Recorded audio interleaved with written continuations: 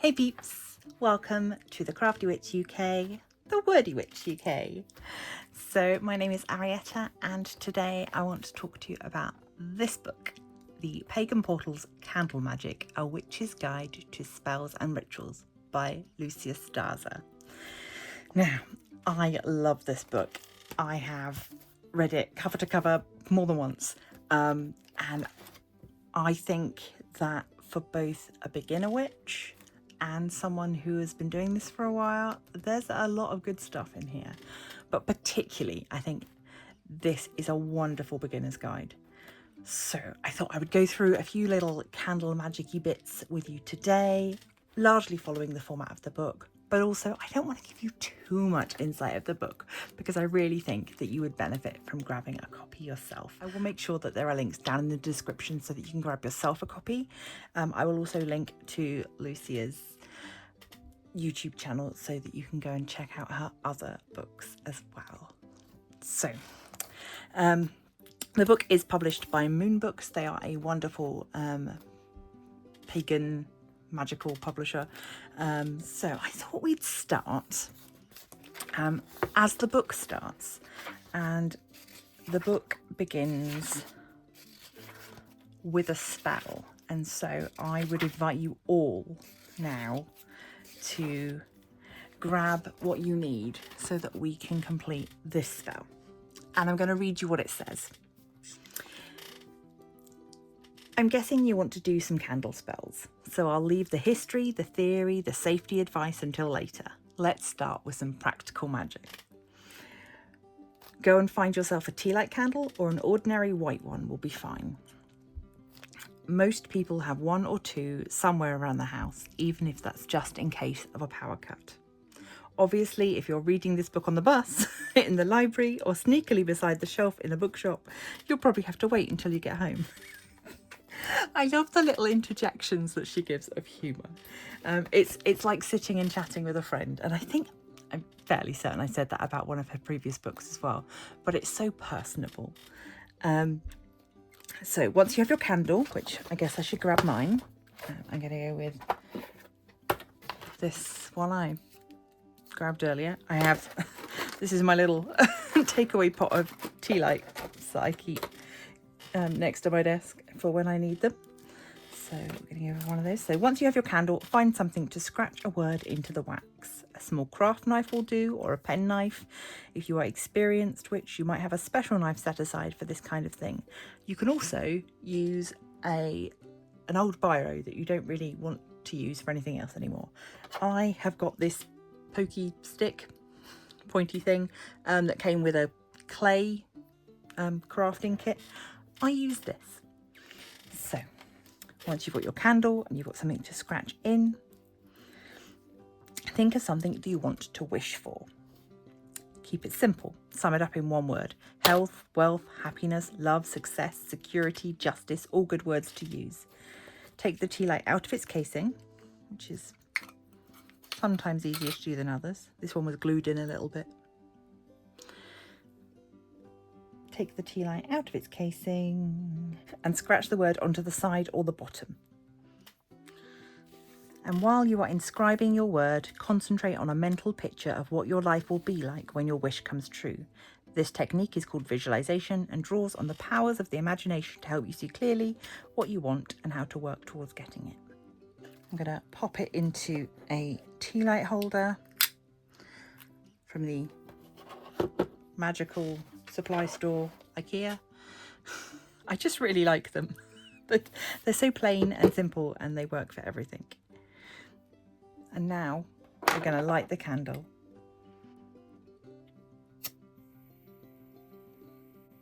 All the while concentrating on that word, on that wish, and on how you're going to get there.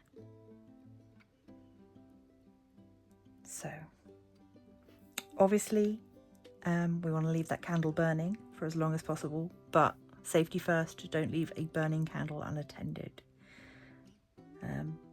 What you can do is burn it over several evenings if you need to. And this is where some of my new toys come into play. So here I have a selection. I'll link to the unboxing video for these, but we've got a candle snuffer and a wick dipper. Both of these are great for putting out candles. At the moment I don't have enough wax to use the wick dipper, but I can use the candle snuffer.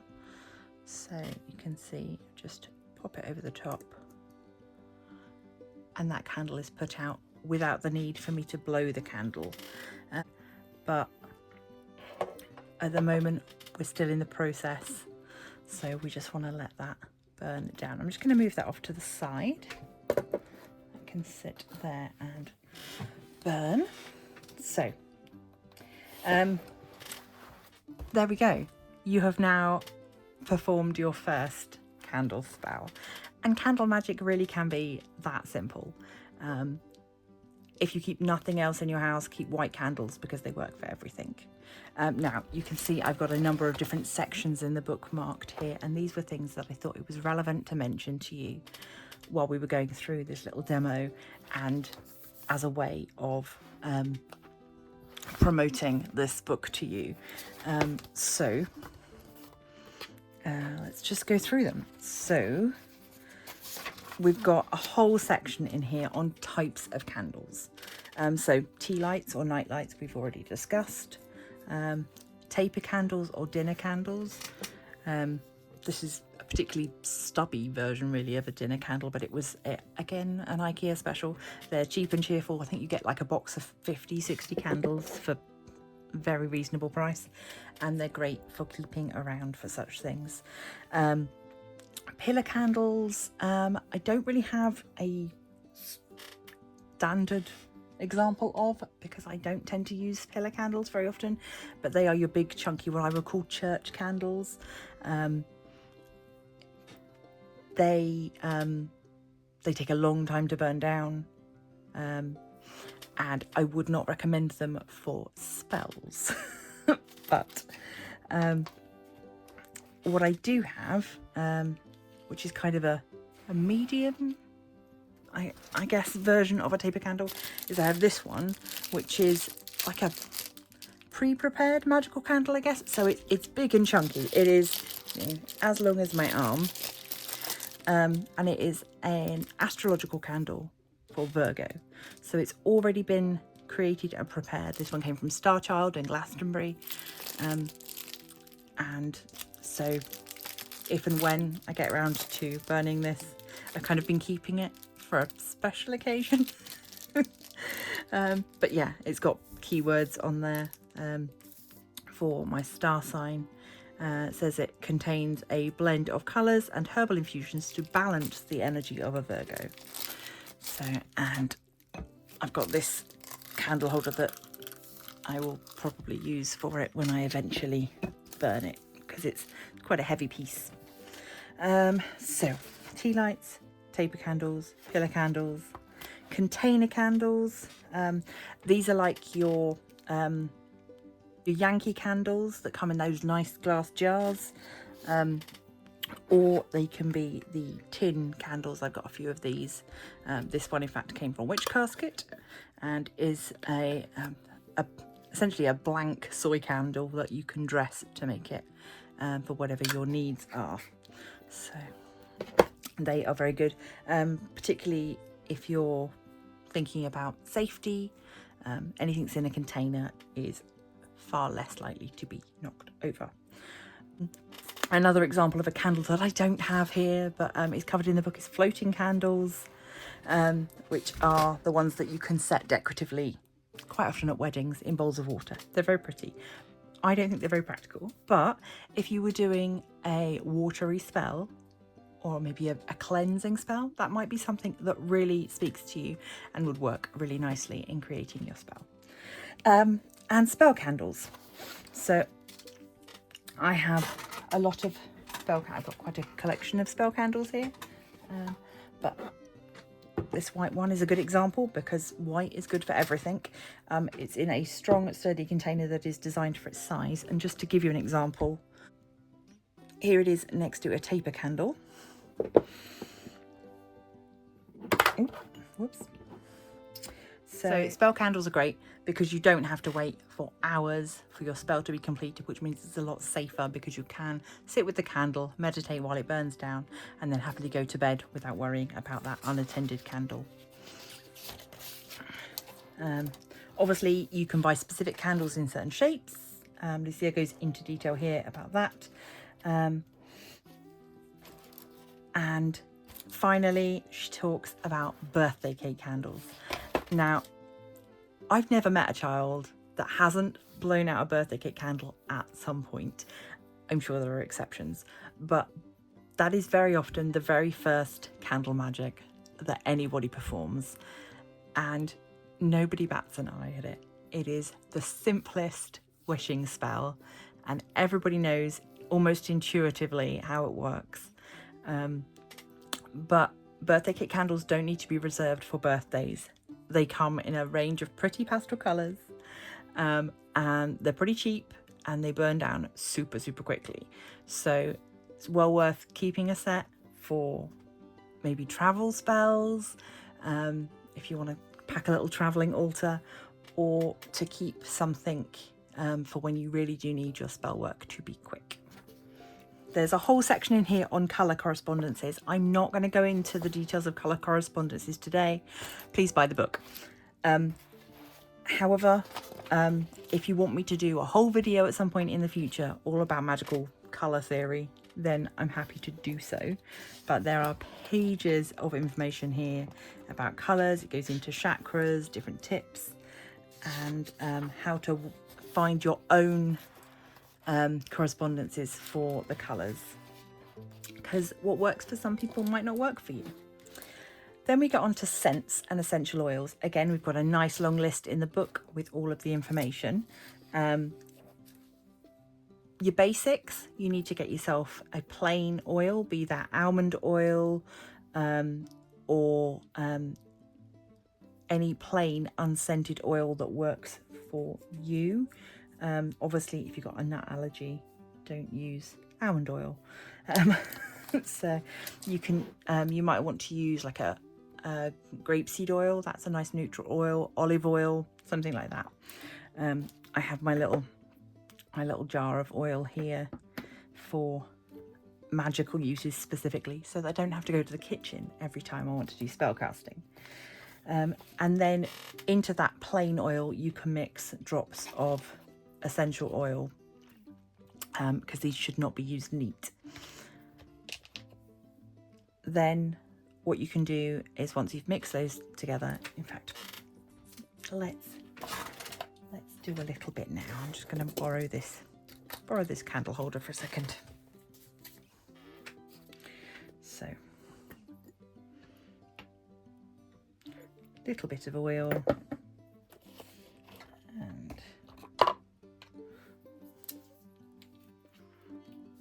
2 drops of sandalwood. So I've got our little oil mixture here, so I can then take this candle and just dress the candle. I like to go from the outside, or the top to the middle, and then the bottom to the middle, if I am drawing energy towards me. And you could go the other way, from middle to the outside, if you were repelling something, so to speak. What you can also do with a candle that's decorated, that's prepared like this, is you can add herbs, and the book does go into details again about herbs and how to use them. But for example, I've got some lavender here.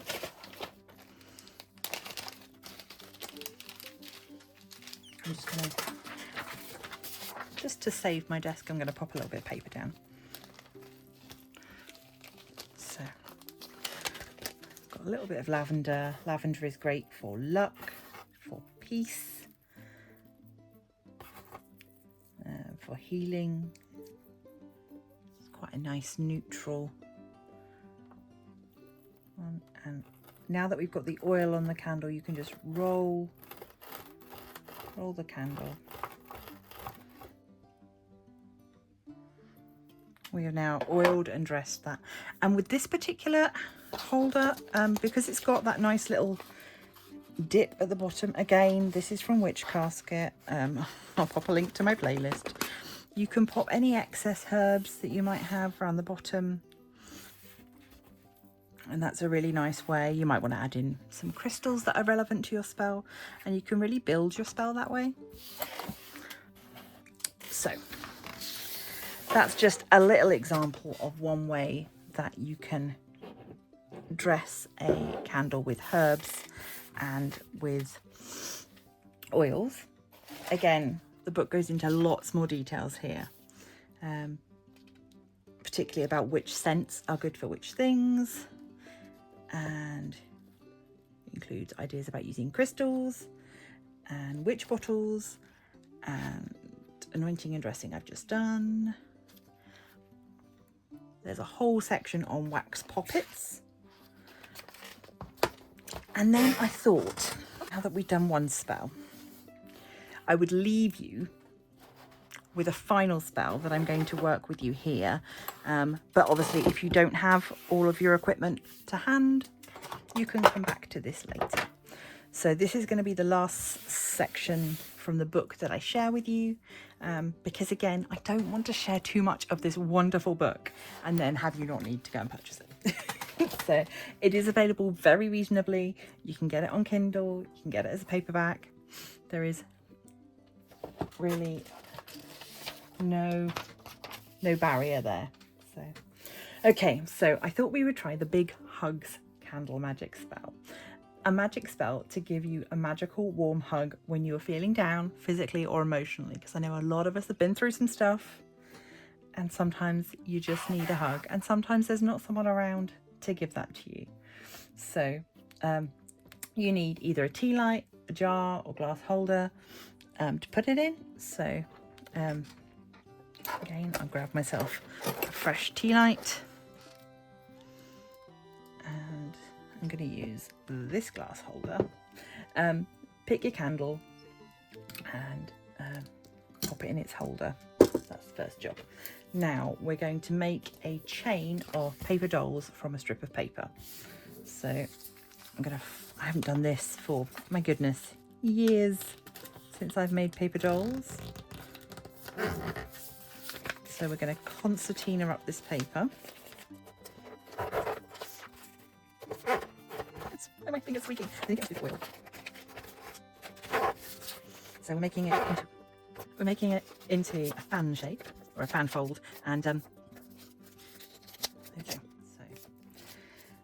fan fold, and then we want to grab a pen.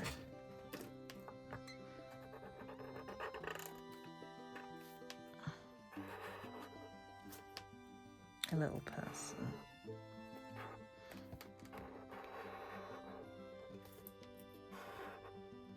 There we go. That's my half a person. Don't judge. And then we're going to snip it out. And again, this is one of those things where, you know, if you've got like a special pair of scissors, something magical that you really like to use, then go ahead and use them.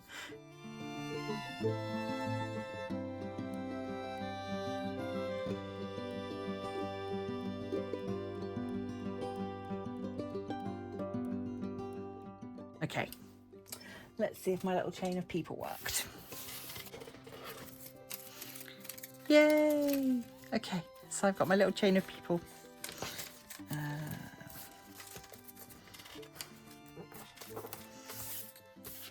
Oh, they've got slightly heart-shaped heads, but I don't mind that either. I'm gonna just pop a little bit of sticky tape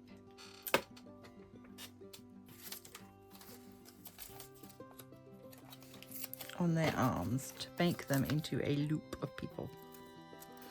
There. So now we've got our little circle of friends. Again, with the tea light, Lucya suggests that we take it out of its case. We're going to take it out of its case, place it in our hands, giving the candle a little hug almost. At this point, if you wanted to dress this little candle with some essential oils, you could do. Lucya even suggests that you might spray it with a bit of your favourite perfume. So I'm going to pop that in there. And then light the candle while visualizing. And I'm going to visualize myself being hugged with my circle of friends, my channel members, the subscribers, all of you surrounding me, all of us working together to make this a warm and inviting place for other people. So, of course, again, you can leave this candle to burn down completely and then keep your little dolls and reuse them again with a different candle at a time when you need that little burst of hug again. So those are all the items I wanted to share with you from this book. It goes on to talk more about devotional candles. There's a whole section on festivals of the year and what candle spells work for that. We talk about scrying, the history of candles. There's a lovely reference section. Honestly, I can't recommend it enough.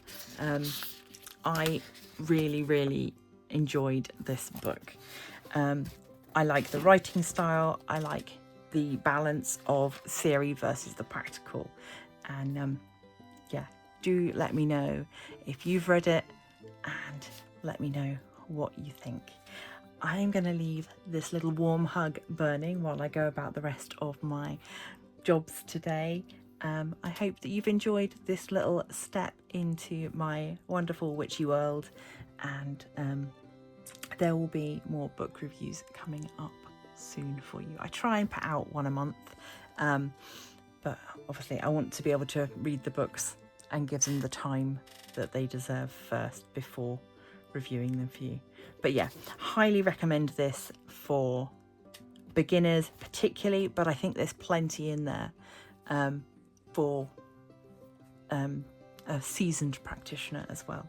Some of the spells in there are just, they're beautiful, really lovely. So thank you all for joining me today. Please do all that YouTubey stuff, like, share, subscribe if you haven't already, consider becoming a member of the Crafty Coven.